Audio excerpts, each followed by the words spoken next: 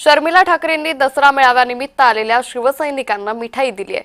दसऱ्याच्या शुभेच्छाही यावेळी देण्यात आलेल्या आहेत। त्यामुळे शर्मिला ठाकरे यांनी शिवसैनिकांना मिठाई देत मिठाईचं वाटप केल्याचं पाहायला मिळतंय। आज दसरा आहे आणि याच पार्श्वभूमीवर शर्मिला ठाकरे यांनी या शिवसैनिकांना मिठाई वाटप केल्याचं दिसून आलंय। यावेळी या सर्व शिवसैनिकांना शर्मिला ठाकरे यांनी दसऱ्याच्या शुभेच्छाही दिल्या आहेत।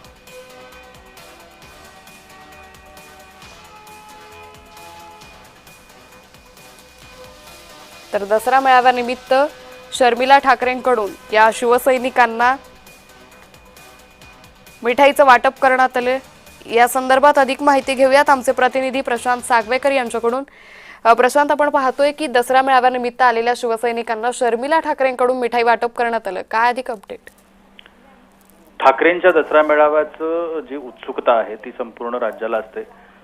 या मेळाव्यात नेमकी काय घडणार हा एक खूप महत्त्वाचा विषय आहे।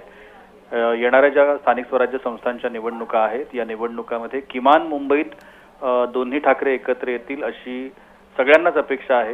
जे ठाकरे गटाचे कार्यकर्ते आहेत, पदाधिकारी आहेत, त्यांनाही वाटतंय, मनसेचे कार्यकर्ते पदाधिकारी आहेत त्यांनाही वाटतंय।